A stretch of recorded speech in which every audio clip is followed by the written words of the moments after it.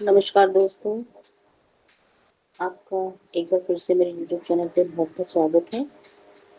आज crypto for beginners series के episode 10 में हम समझेंगे एक ऐसे विषय को जो क्रिप्टो इंडस्ट्री की सबसे बड़ी क्रांतिकारियों में से एक माना जाता है, DEFI।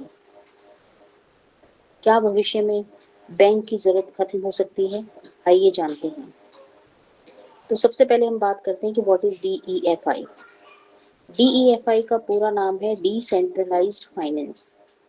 इसका अर्थ है एक ऐसी वित्तीय प्रणाली जो किसी बैंक, ब्रोकर या वित्तीय संस्था पर निर्भर नहीं होती।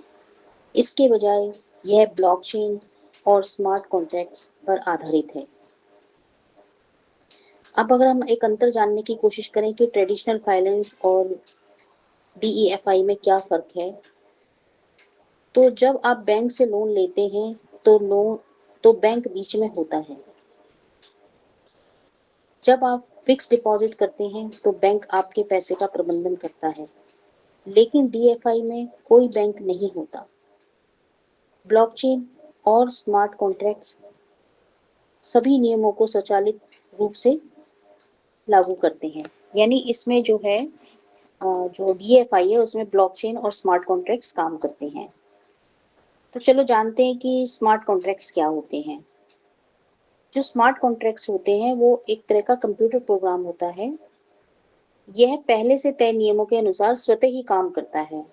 जैसे कि यदि आपने क्रिप्टो जमा की है तो स्मार्ट कॉन्ट्रैक्ट स्वतः ही उसको इंटरेस्ट दे देगा। यानी मान लो कि आप अपनी क्रिप्टो को FD टाइप करना चाहते हैं तो वो ऑटोमेटिकली एक मतलब स्मार्ट कॉन्ट्रैक्ट जनरेट हो जाएगा जिसमें कि आपका अपने आप इंटरेस्ट आपकी वॉलेट में चला जाएगा।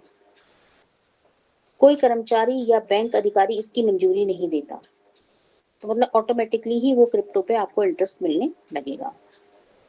तो मतलब ये बीच में कहने का तात्पर्य है कि बीच में किसी भी तरह की कोई इसमें बैंक जैसी संस्था नहीं होती। ये डायरेक्ट जो है ब्लॉकचेन पे काम करता है। अब ये भी हमें आपको समझा देती हूँ कि DFI कैसे काम करता है। तो DEFI एप्लीकेशन जो है ब्लॉकचेन पर चलती है, जैसे मैंने अभी बताया। सबसे अधिक DFI एप्लीकेशन इथीरियम ब्लॉकचेन पर चलती हैं।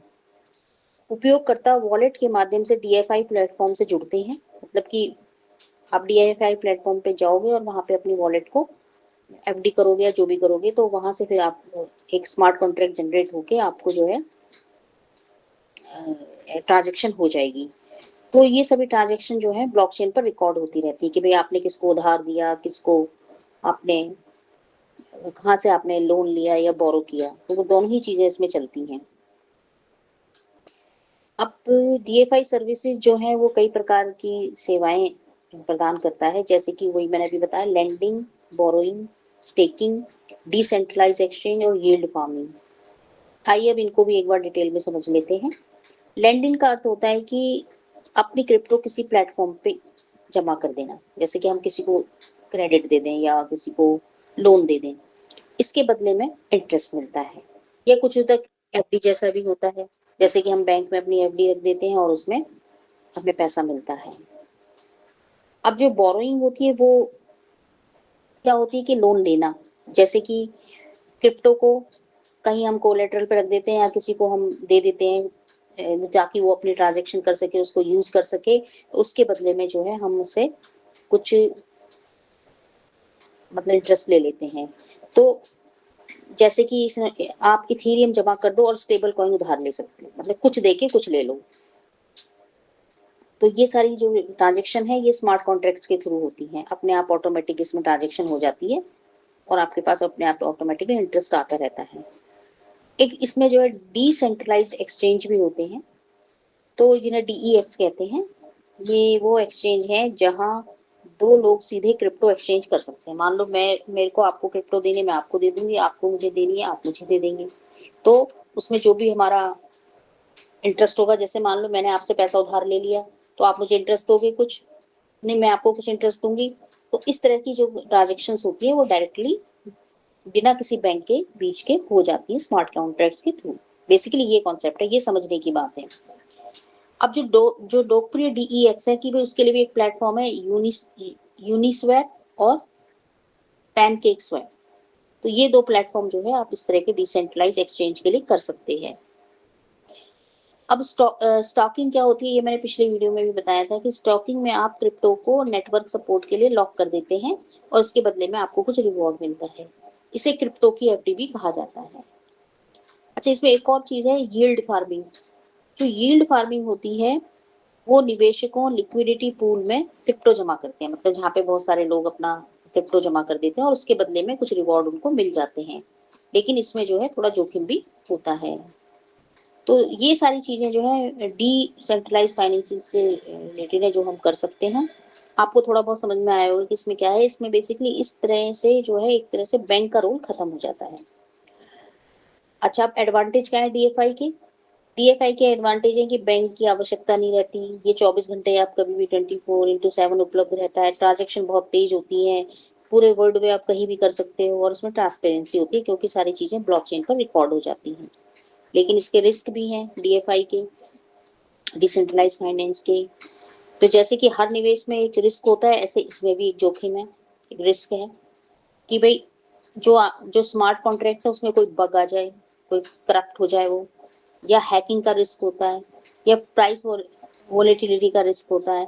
और अभी तो फिलहाल रेगुलेटरी अनसर्टेनिटी भी है, अभी गवर्नमेंट ने इस चीज़ों को मतलब ऑर्गेनाइज नहीं किया है। इसलिए ये सिर्फ आने वाली फ्यूचर की चीज़ें हैं और अभी थोड़ा थोड़ा इम्प्लीमेंट हो रही हैं, लेकिन अभी इट विल टेक टाइम। तो दोस्तों अभी मैं आपको ये भी बता देती हूँ, जो पॉपुलर डीएफआई प्लेटफॉर्म्स हैं जो कि बहुत लोकप्रिय हैं अभी, उसमें आवे, कंपाउंड और यूनी स्वैप। अगर आप इन्हें ढूंढेंगे तो आपको इनके बारे में पता चल जाएगा। थोड़ा अपना भी आप इस पर रिसर्च करें। इन प्लेटफॉर्म का उपयोग जो है दुनिया के लाखों लोग करते हैं डीएफआई ट्रांजैक्शंस के लिए। अभी मतलब कि ये काफ़ी इनिशियल स्टेज में है, लेकिन हाँ ये है कि आने वाले समय में ये चीज़ें हो सकती हैं फाइनेंस के वर्ल्ड में और क्रिप्टो करेंसी के वर्ल्ड में। तो दोस्तों आपका मेरे यूट्यूब चैनल को देखने के लिए बहुत बहुत स्वागत, बहुत बहुत धन्यवाद। और अब मैं अपना वीडियो क्लोज करती हूँ और होप मेरी ये मैं लास्ट एपिसोड ही बना रही हूँ इस सीरीज़ का। बेसिक जानकारी मैंने आपको दे दी है इनके बारे में, क्या क्या चीज़ें होती हैं क्रिप्टो के वर्ल्ड में। बाकी आप खुद भी इसमें अपनी पढ़ते रहें, इसके बारे में जानकारी लेते रहें। आने वाला फ्यूचर में मुझे लगता है कि क्रिप्टो ज़रूर ग्रो करेगा। अभी तो इसमें काफ़ी अप्स एंड डाउन्स हैं, लेकिन आने वाले समय में रहेगा ऐसा। Thank you for watching my video. धन्यवाद। होप आपको ये पसंद आई होंगी।